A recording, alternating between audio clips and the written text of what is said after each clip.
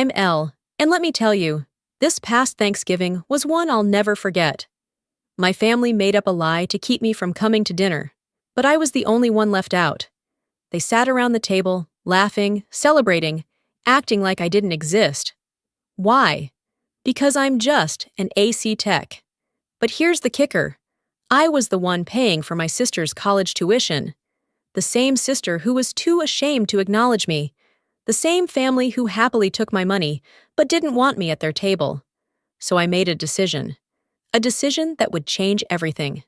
The buzzing neon sign of my HVAC shop flickered in the twilight as I locked up for the night.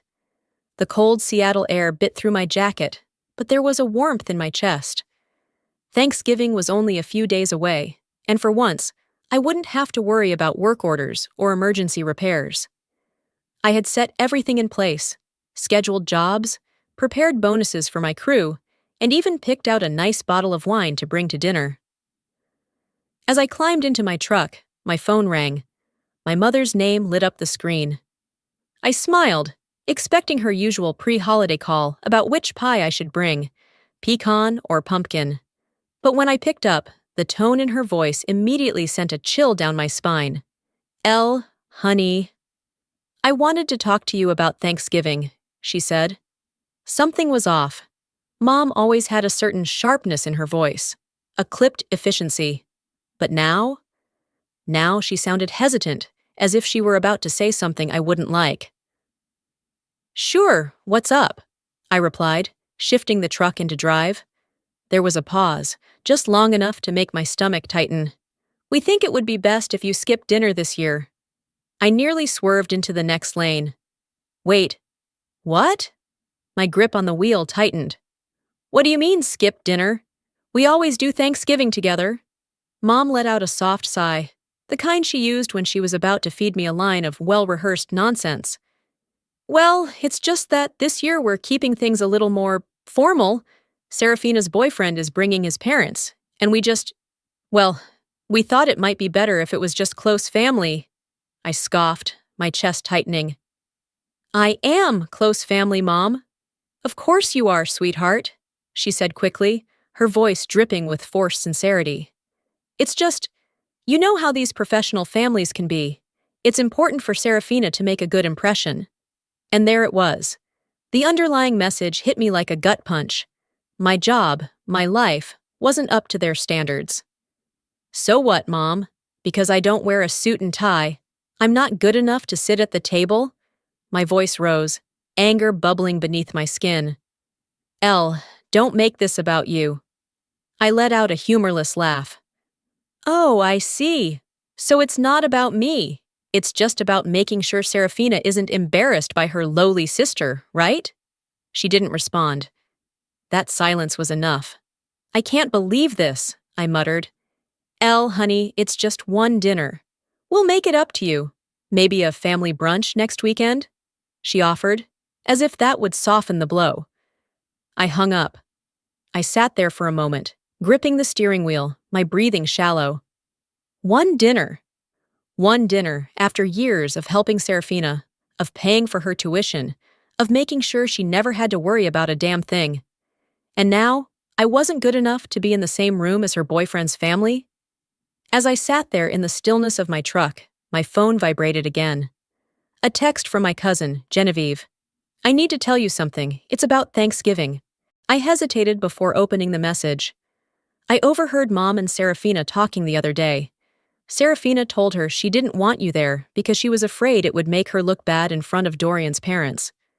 She said, and I quote, I don't want them to think we come from a working-class background. I read the message twice, my stomach sinking.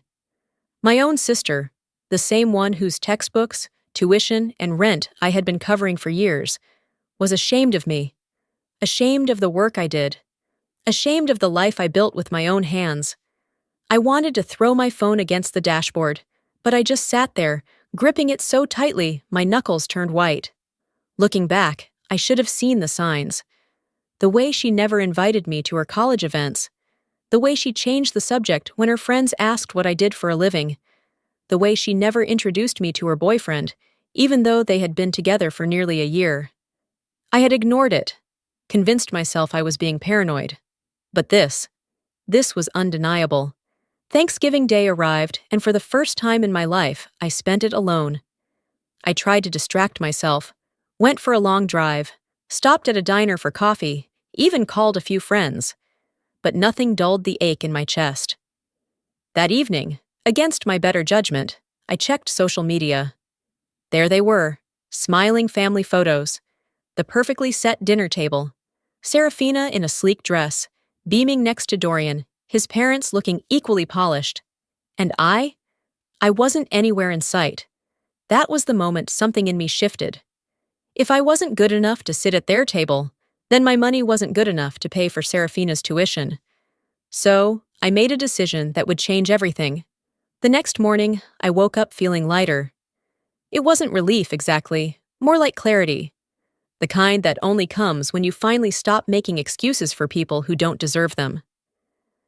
I made my coffee, sat at the kitchen table, and pulled out my laptop. Logging into the university's payment portal had become second nature to me over the years.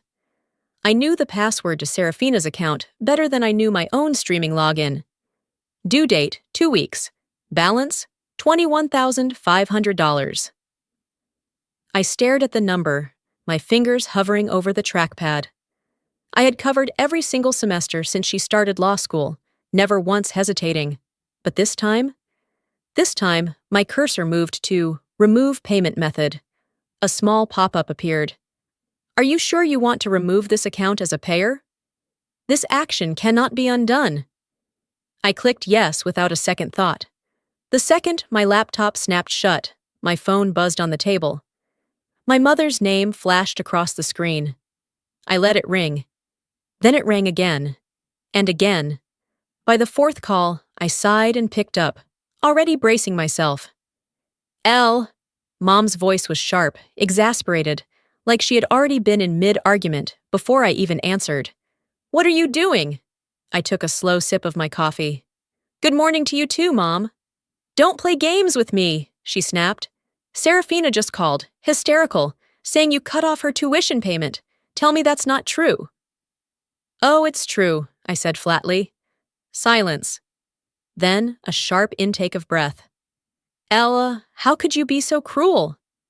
Cruel, I laughed, a short, humorless sound. That's an interesting choice of words, considering she's the one who got me disinvited from Thanksgiving because she was embarrassed by me. She was just trying to make a good impression on Dorian's family, Mom argued, her tone shifting into that saccharine, guilt-tripping mode she always used when she wanted something from me. You know how these things work. She's young. She doesn't think things through. She's 24, Mom. She's old enough to know exactly what she's doing. Another pause. Then the inevitable. You promised you'd support her through school, Elle. No, I corrected, my grip tightening on my mug. I promised to help my sister, not someone who treats me like I'm disposable. She didn't mean it that way. She meant it exactly that way. Mom let out a frustrated sigh. You're overreacting. Family makes sacrifices for each other. That's just what we do. I swallowed back a bitter laugh. Funny how family only applies when I'm the one giving. When it's my turn to expect a little basic respect, suddenly I'm asking for too much. She needs this, Elle. So did I. Mom fell silent. For once, she didn't have an immediate comeback. No rehearsed lines about what's best for the family or how Serafina's future depended on me. I let the silence stretch before I spoke again, voice steady. I'm done. Elle? Number. I mean it. I've spent years paying for her education, covering every expense, making sure she never had to worry about a damn thing. And the one time I needed her to just acknowledge me, she chose to erase me instead. Mom exhaled, exasperated. You're being so dramatic. I think we're done here, I said, ignoring the sharp sting in my chest. Elle, wait. I hung up. For a long moment, I just sat there, my pulse hammering against my ribs. I had done it. I had actually done it. I should have felt guilty. Maybe a part of me did, but it was so small, so buried under years of resentment, that I barely noticed it. Instead, I felt something else. Something dangerously close to satisfaction. I sat in the dim light of my living room, the hum of the city outside barely reaching through the thick glass windows. The half-empty cup of coffee on the table had long since gone cold, but I didn't move. My mind was too busy unraveling years of memories, each one a piece of a puzzle I had refused to see clearly until now. Serafina had been ashamed of me for a long time. I just hadn't wanted to admit it. The signs had always been there. I remembered last Christmas when she threw a big party for her law school friends. I had found out about it only through a stray Instagram post, her smiling face front and center, with a caption about celebrating success with the best people. I hadn't been invited. When I confronted her, she gave me some rushed excuse about how it was just a small thing and not a big deal. I let it slide.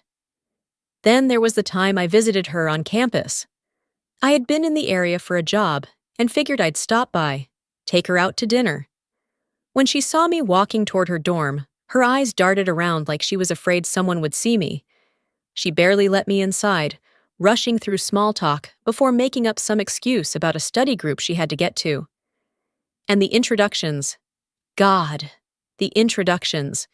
Whenever I ran into her friends, she never said, "This is my sister Elle." It was always just, "Oh, this is family." Like my actual identity was something best left vague.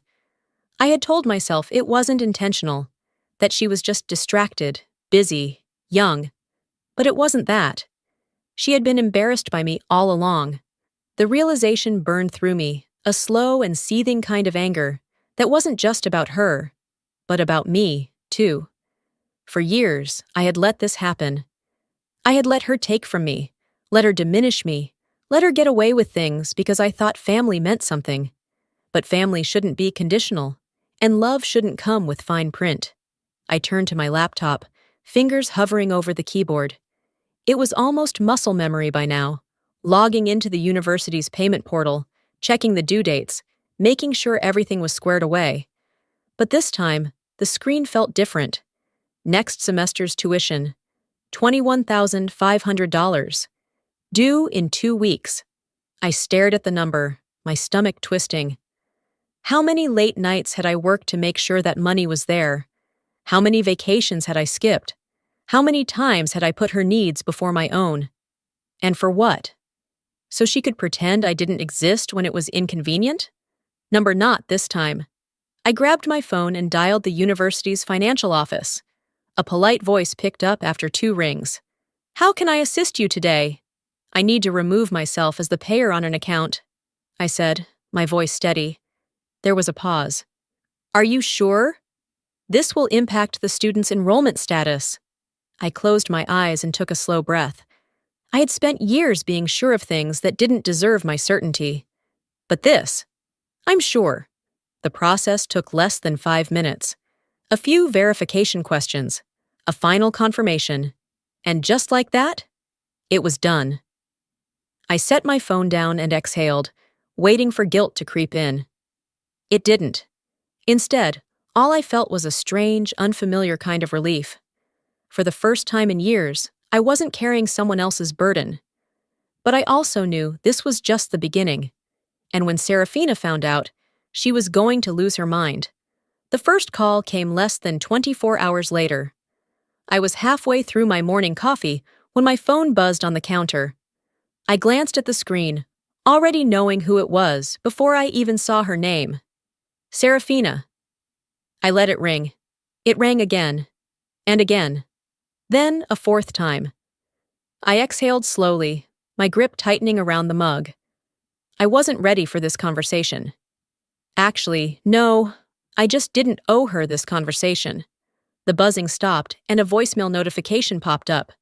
Against my better judgment, I pressed play. "Elle, what the hell? I just got an email from the university saying my tuition payment was declined. This has to be a mistake. Call me back." Her voice was shrill, panicked. I set my phone down, taking another sip of coffee. Let her stew in it. Another call. then another, then a text. "Elle, if you don't fix this, I won't be able to enroll next semester. You can't just do this to me." I typed out a response. Not my problem. But before I hit send, I stopped. What was the point? She would never understand. No text from me was going to make her suddenly see the years of effort I had put into making her life easier. She only saw what she lost, not what she had been given. I deleted the message and put my phone on silent, because I already knew what was coming next. Serafina wasn't the kind of person who accepted consequences quietly. When she realized I wasn't responding, she turned to the next best thing. Dorian. She showed up at his apartment, hair a mess, eyes wide with panic. He had barely opened the door before she was pushing past him, pacing back and forth across his living room. "I can't believe this," she breathed, her hands gripping her temples. "Elle cut me off, just like that. No warning, no explanation, nothing." Dorian frowned, shutting the door behind her. "Wait, Elle? Your sister Elle?" "Yes," she snapped. "I just got the email. My tuition payment didn't go through. I tried calling her, but she won't answer me." Dorian sat down on the couch, his confusion evident. "Hold on, I thought your parents were paying for school?" Serafina froze. For the first time in years, she didn't have a rehearsed excuse ready. She never told him Elle was the one paying. "Well, I mean, they help. But Elle was covering most of it," she muttered, suddenly avoiding his gaze. Dorian's brow furrowed. "Most of it? How much are we talking?" She let out a nervous laugh. "I don't know, a few payments here and there?" "Serafina." His voice was sharp now. "How much?" She swallowed. "All of it." His expression darkened. "So, let me get this straight. Your sister has been paying for your college this entire time, and you let me believe your parents were covering it?" She waved a hand, as if brushing it off. "It's not a big deal." Dorian cut her off. "And wasn't Elle not invited to Thanksgiving?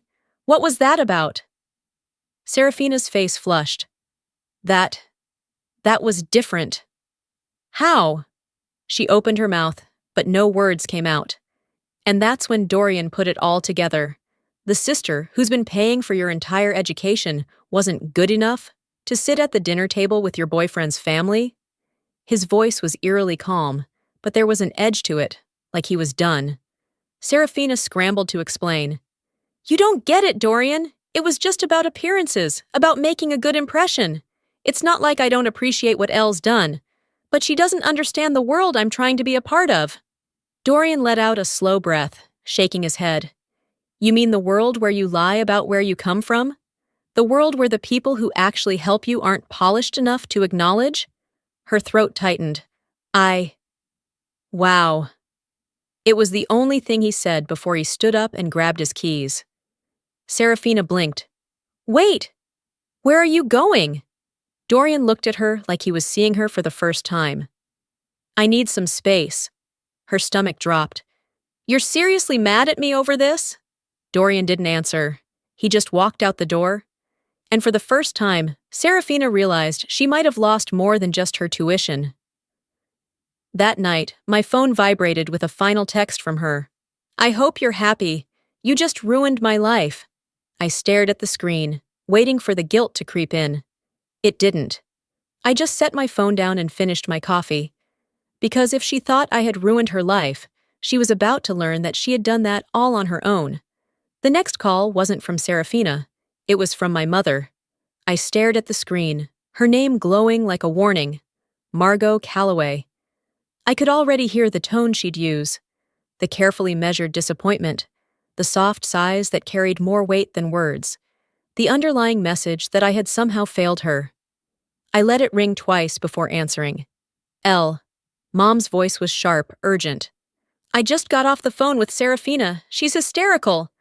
I leaned back against my kitchen counter, tightening my grip on my coffee mug. "Yeah? Maybe she should have thought about that before she treated me like I didn't exist." "Elle," she scolded, her voice dropping into that motherly, I'm trying to be reasonable tone. "She's your sister. You can't just abandon her like this." I exhaled through my nose, forcing myself to stay calm. I didn't abandon her. I just stopped funding her lifestyle.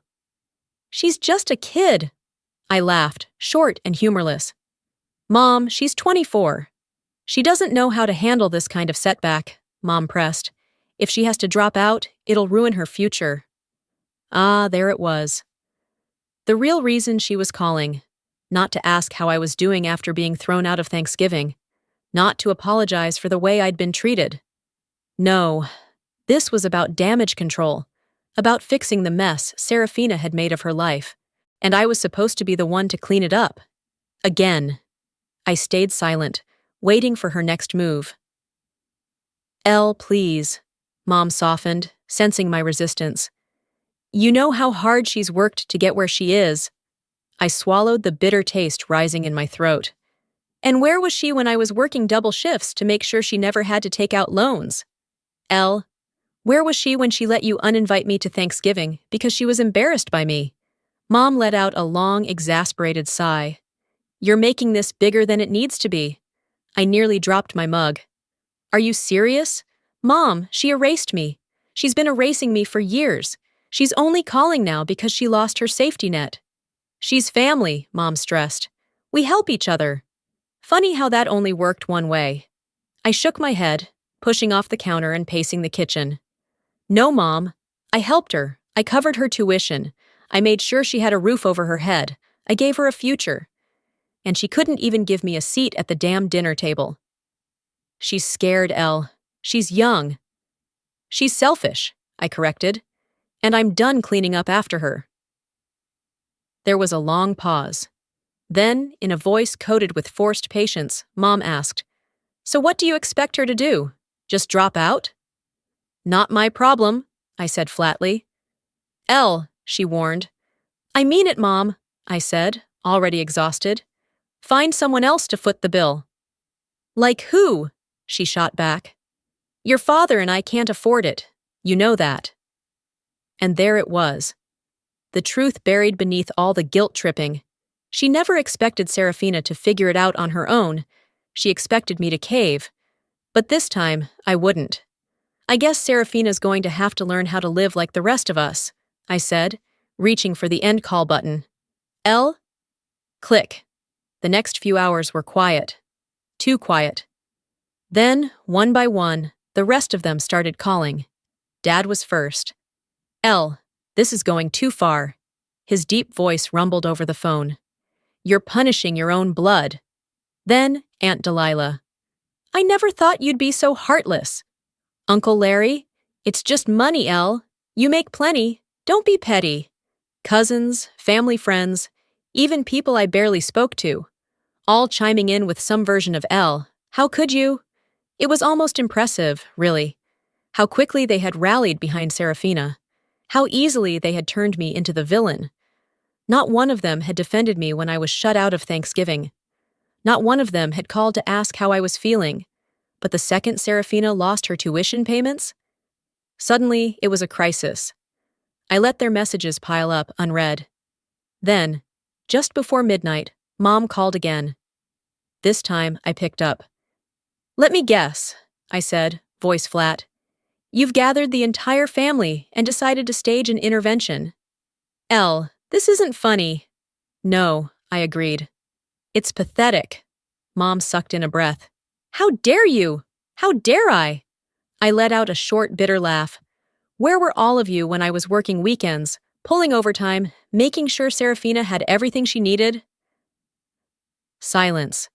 Where were you when she pretended I didn't exist? When she hid me from her friends? When she made it very clear that my life, my work, wasn't good enough for her? Mom cleared her throat. Elle, it's not like that. It is like that, I snapped. And let me be very clear, Mom. I'm done. Serafina is on her own. I hung up, and I meant every word. But Serafina? She wasn't done fighting. At first, it was subtle. A lingering look from a longtime client, a hesitation in the voices of family friends when they spoke to me. I brushed it off, convincing myself I was imagining it. Then, one afternoon, as I was finishing up a routine inspection for Mrs. Carter, a woman who had been using my HVAC services for years, she gave me a pointed look. I never thought you'd abandon your own sister like that, Elle, she said, her voice carrying that same judgmental edge I had come to recognize all too well. I froze, gripping the clipboard in my hands. Excuse me? She shook her head, sighing dramatically. Family is supposed to take care of each other. I just didn't think you were the kind of person to turn your back on your own blood. There it was. I forced a tight smile. Well, Mrs. Carter, I suppose that depends on which version of the story you've heard. She pursed her lips, but didn't say anything else. And I didn't give her the satisfaction of an explanation. Instead, I climbed into my truck, pulled out my phone, and opened social media. And there it was. Serafina had been busy. Her posts were vague but pointed, carefully worded to make herself look like the victim without ever outright mentioning me. Some people love money more than family. So disappointing. I always believed in supporting your siblings. Guess not everyone feels the same. The comments were filled with sympathy. I can't believe your own family would do this to you. You deserve better, babe. Stay strong. You've always been the sweetest. People like that will regret their choices one day. I scrolled through in disbelief. My stomach clenched when I saw familiar names. Distant relatives, family friends. People who hadn't so much as sent me a text after Thanksgiving, now rallying behind her like she was some kind of helpless victim. And then, as if on cue, my phone started ringing. My aunt, then my uncle, then my mother. I silenced every call. I knew what they were going to say before they even opened their mouths. I had gone from being family to the villain in a matter of days, all because I refused to keep playing my role as the silent provider. I tossed my phone onto the passenger seat and started the engine. Enough. I was done letting her control the narrative. I didn't call ahead. I didn't warn her I was coming. I pulled up to Serafina's apartment, walked straight to her door, and knocked. Hard. It took a few moments, but then the door swung open. Serafina stood there, her phone still in her hand, eyes widening just slightly before she schooled her expression into something more composed. Ellie, she said smoothly. To what do I owe the pleasure? I pushed past her into the apartment without waiting for an invitation. She scoffed, closing the door behind me. Oh, come in. Why don't you? I turned to face her, my jaw tight. What the hell do you think you're doing? She blinked, feigning innocence. I have no idea what you're talking about. I laughed coldly, pulling my phone from my pocket and holding up her latest post. Oh, you don't? Because this looks a hell of a lot like you trying to paint me as some heartless monster. Her lips curled into a smirk. I'm just telling the truth. My fingers curled around my phone. The truth? The truth is I paid your tuition for years while you pretended I didn't exist. The truth is I gave you everything, and you still acted like I was beneath you. She crossed her arms. And now you're mad because people are finally seeing who you really are? I took a step closer, lowering my voice. No, Serafina, you should be mad, because this little game you're playing, it won't end the way you think it will. Her smirk faltered just slightly. Oh, please, she scoffed. You think people are going to turn on me? I've built relationships, Elle. I have connections. Meanwhile, what? Fix air conditioners? Do you really think that makes you someone? My jaw tightened, but I didn't let her words sink in. Not anymore. I simply smiled. Go ahead, Serafina. Keep lying. Keep playing your little game. Keep manipulating people into thinking you're the victim. I turned toward the door, my hand on the handle. Then, just before leaving, I looked back at her. Because when this all crashes down on you, I won't be there to save you. And she was about to learn just how alone she really was. Because her perfect little world was already starting to fall apart, I didn't have to do anything. Serafina had spent years building a life on borrowed resources, my money, my sacrifices, my silence. But now that I had cut her off, the foundation beneath her was crumbling.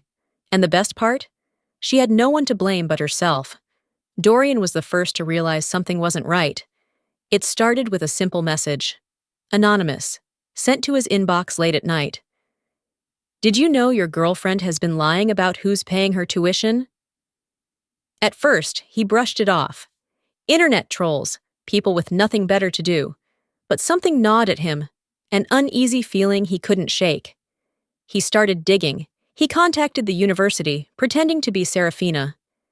It took him 3 tries to get through to the right department, but when he finally did, the answer was clear.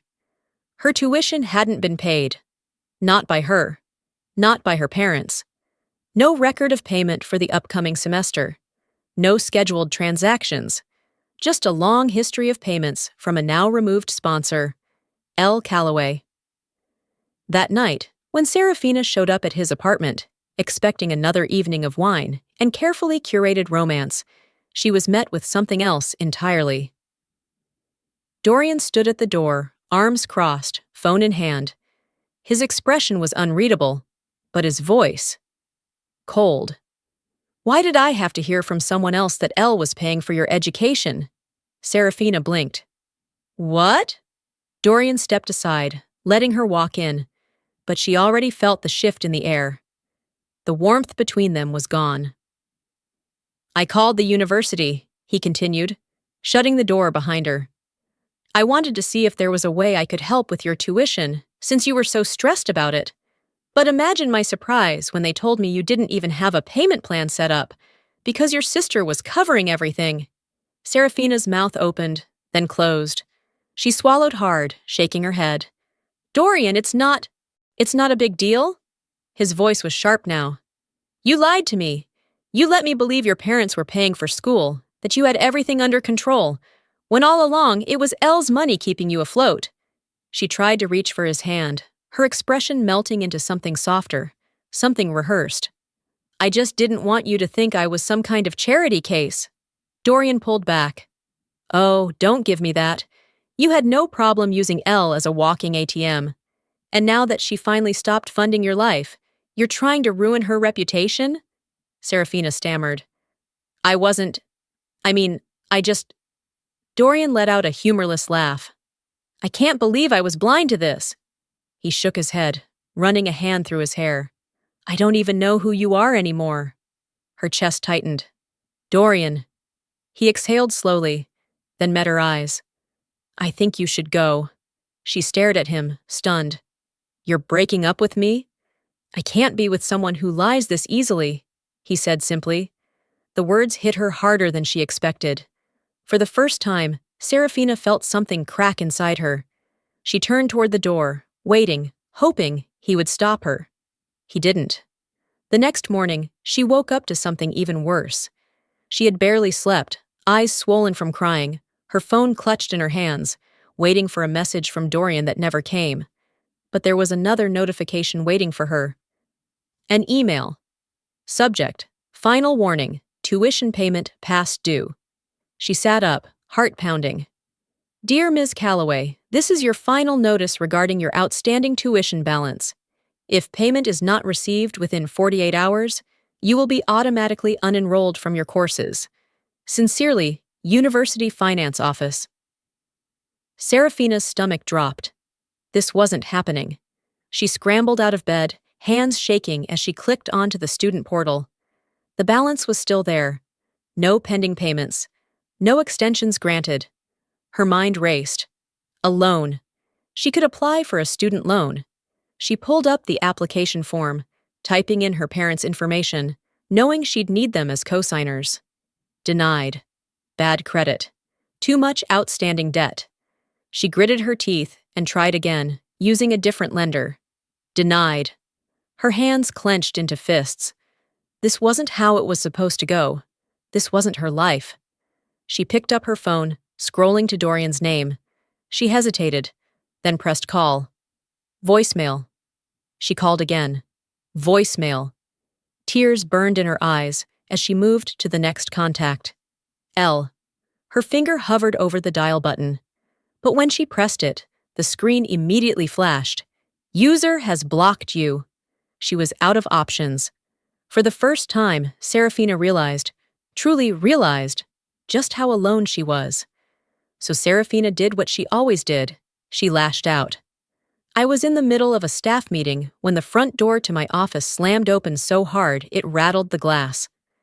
The conversation around me died instantly. Every head in the room turned toward the entrance. And there she was. Serafina stood in the doorway, her hair a mess, eyes red-rimmed, breath heaving like she had sprinted here in a blind rage. The look on her face was pure fury. "You ruined my life!" she shrieked. I set my clipboard down, exhaling slowly. "Here we go?" "No," I said, keeping my voice even. "I stopped paying for it. You ruined it yourself." A hush fell over the office. Employees paused mid-task. A couple of clients in the waiting area exchanged nervous glances. But Serafina didn't care. She didn't care about the audience or the scene she was causing. She was here to make sure I suffered. "You abandoned me," she spat, stepping further inside. "You left me with nothing. How could you do this to your own sister?" I crossed my arms, leaning against my desk. "That's funny. I don't remember you calling me your sister when you were lying to your boyfriend about where your tuition money came from." Her jaw clenched. "That's different." "Is it?" I tilted my head. "Because it seems to me that you only acknowledge me when you need something." Her eyes darted around, as if searching for an ally. Someone who would see her side. Someone who would back her up. No one did. So she turned to Plan B. Lifting her chin, she let her voice rise, ensuring everyone in the room could hear. "She abandoned her own family. Nothing. She's selfish. She only cares about herself." Silence. "She's not who you all think she is." The weight of her words hung in the air, but there was no reaction, no sympathy, no outrage on her behalf. Just the quiet disapproval of people who had seen what kind of person she was in real time. And then, from the corner of the room, my senior employee Harry stepped forward. "Ma'am," he said, his voice calm but firm. "You need to leave." Serafina whirled on him. "Excuse me?" "This is a place of business," Harry continued, unfazed. "And you're disrupting it." "I'm her sister!" she shrieked. Harry barely blinked. "And this is her business. You're trespassing." Serafina let out a strangled, frustrated sound. "You don't understand. She's leaving me with nothing. She's ruining my future." Harry didn't flinch. "No, ma'am. She just stopped letting you take advantage of her." That was it. That was the moment the realization sank in. No one here was on her side. Not anymore. Security arrived within minutes, called in by one of my employees, without me even needing to say a word. They escorted her out as she screamed and cursed, her voice echoing down the street. And just like that, she was gone. Later that night, my phone rang. I almost didn't answer, but a part of me knew this was the last time they'd try. The last time they'd bother. I sighed and picked up. "Elle, we need to talk." Mom's voice was tight, her usual performance of gentle concern stretched thin. I didn't respond. Dad cleared his throat. "Look, honey, maybe things got out of hand, but Serafina's young, she needs help." I closed my eyes, pressing the phone closer to my ear. "Let me guess. You think I should help her?" Mom exhaled sharply. "Elle, come on. Maybe we can work something out? You're doing well after all." I laughed, low, bitter. "Ah," I said, stretching my legs out on the couch. "So now I'm part of the family again, when you need my money." "Elle, don't be like this," Dad said, his voice stiff. "We just think—" "No." Silence. "You think I'll cave? That I'll do what I've always done? That I'll sacrifice my peace for her comfort?" I shook my head, even though they couldn't see me. "But I'm done. Find another ATM." And with that, I hung up. And for the first time, I truly felt free. But freedom comes at a cost. The first few days after cutting ties with my family were eerily quiet. No calls, no texts, no guilt-tripping voicemails trying to twist my own emotions against me. Just silence. It was a strange feeling, this newfound solitude. After years of being bombarded with their demands, their manipulations, their expectations, I was free. And yet, there was still that small part of me that expected my phone to ring at any moment, for someone to swoop in with another desperate plea. But no one did. Instead, the days stretched on, peaceful and uninterrupted. And for the first time, I allowed myself to breathe. It was Genevieve who finally broke the silence. I was on my lunch break, sitting outside my office with a coffee in hand, when her name popped up on my phone. I hesitated for a moment before answering. "Hey," I said, leaning back in my chair. "Hey," she replied, her voice softer than usual. "I wanted to check in, see how you're holding up." I exhaled, letting my eyes drift up to the winter sky. "Honestly, better than I expected." There was a pause. Then, "I figured. But I also figured you'd want to know what's going on with them." I didn't ask who them was. I already knew. Still, I didn't respond right away. Did I want to know? Did it even matter? Genevieve took my silence as permission to continue. "Serafina moved back home," she said, her tone neutral. "She's taking a break from school. Says she's going to figure things out, but, well, you know how she is." I closed my eyes, unsurprised. "And your parents?" I asked, already knowing the answer. "They're struggling financially. But, of course, they won't admit you were right," she said with a humorless chuckle. "They're still blaming you for everything, as if it's your fault that Serafina burned every bridge she had." I nodded to myself, taking a sip of my coffee. "Sounds about right." "They'll never change, Elle," she said after a pause. "I hope you know that." "I do," I murmured. "I think I've always known. I just wasn't ready to accept it before." "Well," she sighed, "for what it's worth, I think you did the right thing." A small smile tugged at the corner of my lips. "Thanks, Jen." "Anytime," she said. "And hey, Merry Christmas. You deserve a good one this year." The day before Christmas Eve, I found myself sitting at my desk, staring at expansion plans for my business. It was growing faster than I had ever imagined. More clients, more employees, more opportunities. For so long, my success had felt like something I had to downplay, something I had to apologize for. But not anymore.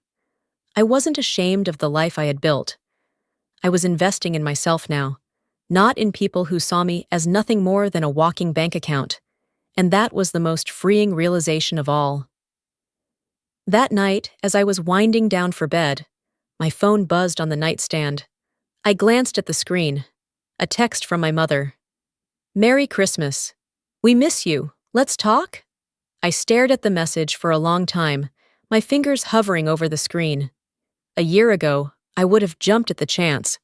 I would have let guilt guide me, would have second-guessed myself, would have given in. But not this time. I took a deep breath, exhaled slowly, then deleted the message. I had nothing left to say. For the first time in my life, I chose myself. And it felt damn good. Before we wrap up, let me leave you with something to think about.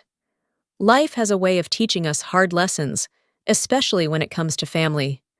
We're raised to believe that family is everything, that no matter what, we should always be there for them. But what happens when that loyalty is one-sided? When your sacrifices are expected but never appreciated? Walking away from a toxic family dynamic doesn't mean you don't love them. It doesn't mean you're selfish. It means you're finally choosing yourself. And that's not something to be ashamed of. It's something to be proud of. If there's one thing I hope you take away from my story, it's this. Your worth is not measured by what you can do for others. You are not an ATM. You are not a stepping stone. You deserve respect, even from the people who share your blood. Now I want to hear from you. Have you ever had to set boundaries with family? Have you ever walked away from a situation that was draining you? Let me know in the comments. I read every single one. And if this story resonated with you, if it made you feel seen, drop a 1 in the comments or tell me where you're watching from. If you didn't like it, tell me why. I want to hear your thoughts. Make sure to subscribe to the channel so you don't miss the next story. Trust me, we have plenty more to tell. Thanks for watching, and remember, choosing yourself is never the wrong choice. See you in the next one.